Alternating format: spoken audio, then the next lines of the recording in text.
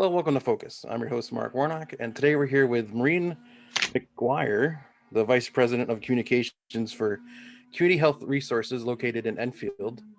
Tell us a bit about, thank you for coming on the show, first off, and giving us Thank some you. time. And tell us a little bit about what CHR does. Well, yeah, thanks again for having us on the show. We really appreciate it. So, CHR again stands for Community Health Resources. We do have one of our largest locations is in Enfield on 153 Hazard Avenue. We love Enfield. CHR actually calls Enfield home because we started in Enfield as a small counseling center about 55 years ago. And we now cover about half the state. We have more than 30 locations. And we are a comprehensive provider of behavioral healthcare services for people of all ages.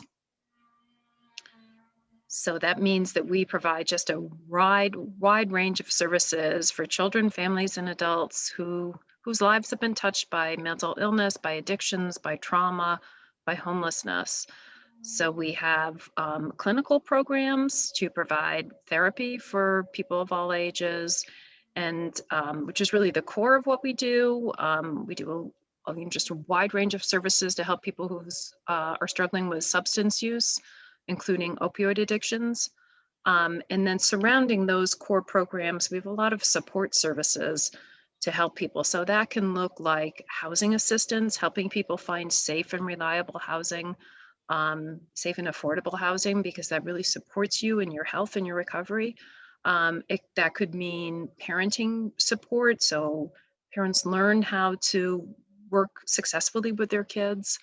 And it could mean things like job training so that, individuals can really stand on their own 2 feet and lead, happy, healthy, and independent lives. That's fantastic. I know you guys have been, like you said, around for 50 years now. You guys didn't start in that, of course, the building that you're in now. Not in Do that you know where building, you no. guys actually started in town and how you guys progressed to the building you're in now? I'm sorry, I don't remember the name of the Oh, street. okay. I know, our Hazard Avenue building is just a lovely building, and we get a lot of really great comments from the people who receive our services about how welcoming it is. That's great. I know the building's Yeah, been there for a little while now, and yeah, it's a great spot. You guys are right there in Hazard Ave and everything. yeah. Tell us a little bit about how you got involved with CHR. Well, I've been with CHR actually, it'll be 6 years in April. I came to CHR. I had been at Yukon Health for many years.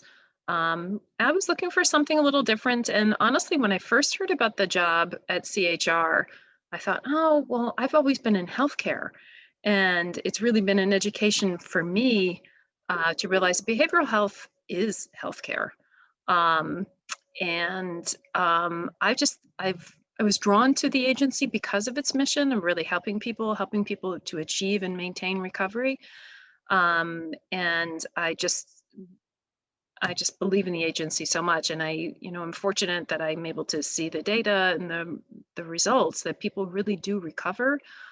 We've been able to help thousands of people every year, 25,000 people last year of all ages. And the agency is very forward thinking. And our focus is health in its purest sense, and helping people to regain health in their physical health, helping people to connect with primary care physicians and get the care they need. In fact, in Enfield, we've started our own family medicine practice for our clients. And for children as well, we've started wellness programs and helping to address, some of the really important issues today, like vaping and opioid use and suicide rates. So it's just a very dynamic, vibrant agency, and I'm very honored to be part of it. That's amazing that you guys got so much stuff going. I didn't know you guys had added that other program. That's Yeah, fantastic. yeah. Tell us a little about how you guys, with everything that's been going on this past year, how have you guys had to adapt your Oh my work goodness. model, your model made basically, and how you guys do things? Yeah, I mean, well, like everyone, we had to change everything. So we really look at that day of Friday, March 13th, as the day the world changed. And that's when, the Governor Lamont, asked everyone to stay home, stay safe.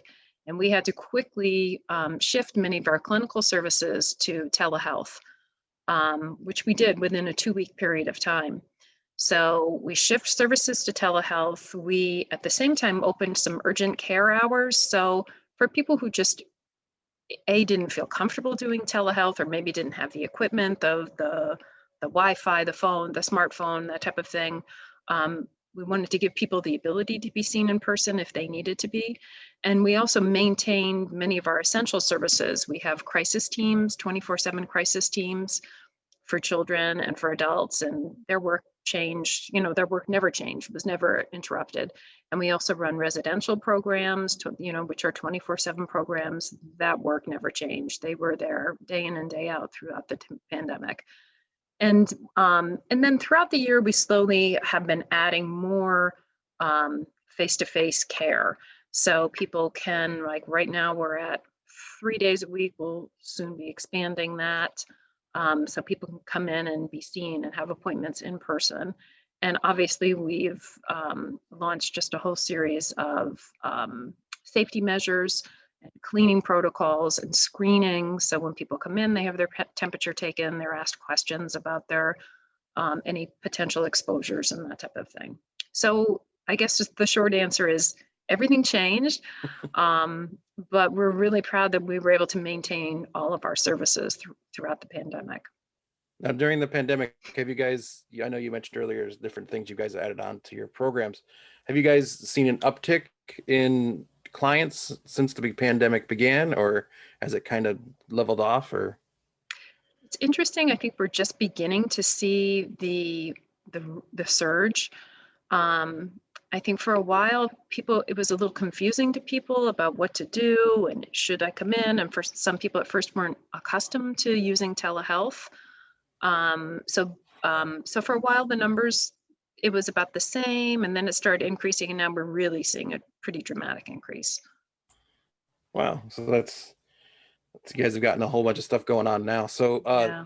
with the pandemic as well, how has it affected your guys, like fundraising or any kind of like outreach programs you guys usually would do, and how you've adapted to doing that now?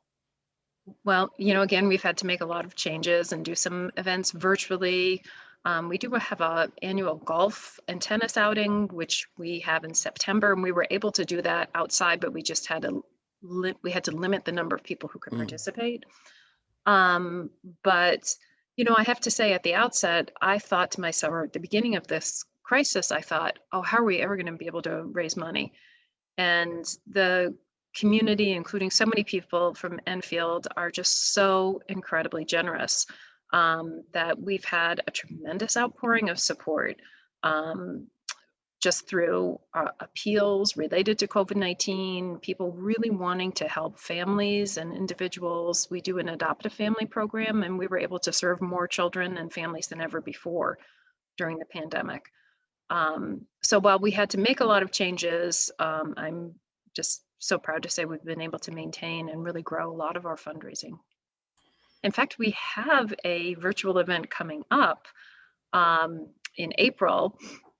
We were really hoping to do this event live down in a little bit closer to the shoreline in the Essex community. It's called the Steam Train Half Marathon, and it started a couple of years ago, and it's a very creative premise. A group of volunteers came up with this premise that you're racing the steam train. So we can't do a live event. So it is a virtual event. There's information on our website, which is chrhealth.org. So people could run the virtual half marathon on their own, either on one day or over the course of several days. And there's also like a fitness challenge for 2 weeks. So you can do anything. If you're not a runner, that's fine. You could do yoga, you go for a walk, whatever you like over the course of 2 weeks. So we're excited about that. And it really ties in with our mission of trying to encourage people to lead healthy lives. That's awesome. I've definitely fallen to the walker category. I'm not a runner. Running days are long gone for me. Well, walking's great for you. Knees are shot too far to be the running part of it. I know you mentioned volunteering. So how has the volunteering with you guys changed because of the pandemic, and how have you guys adapted with that? Yeah, that's been a little tricky because we're trying to limit the number of people in our buildings. So we aren't really taking in new volunteers at this point. We probably will need volunteers in the fall for our golf and tennis outing, and then for next April, so that'd be April of 2022, when we do the live virtual half marathon, we'll be looking for volunteers for that event. Oh, that's good. So keep an eye out for that. Yeah. We'll have that available. So as we get towards the end of this segment, we like to ask our guests, during this time and everything that's been going on, what is the one thing that you're most thankful for? Oh gosh, I don't know if I can limit it to one thing. You can do a couple if you Um, want. well, I'm certainly grateful that I work for an agency like CHR, where I've been able to work remotely. When I have to go in, I go in. But I have everything I need here to do my job at home and to be as safe as possible. And I'm grateful for my family and, um, for my husband and our dog, who's probably the happiest, I can't say person, but the happiest one in the family right now because we're around so much. Well, that's fantastic. We thank you for your time. Thank you for coming on. Thank We always like you. to surprise our guests with that last question, so I don't usually tell people beforehand. I want them, That was a nice one. yeah, keep them on their toes. If you want more information about CHR, it's chrhealth.org. Go there, check out all the information about them. Thank you again, Maureen, for your time, and thank you Thank all you for so much, watching. Mark. And we'll see you next time here on Focus. Okay. Thanks a lot. Bye-bye. Bye.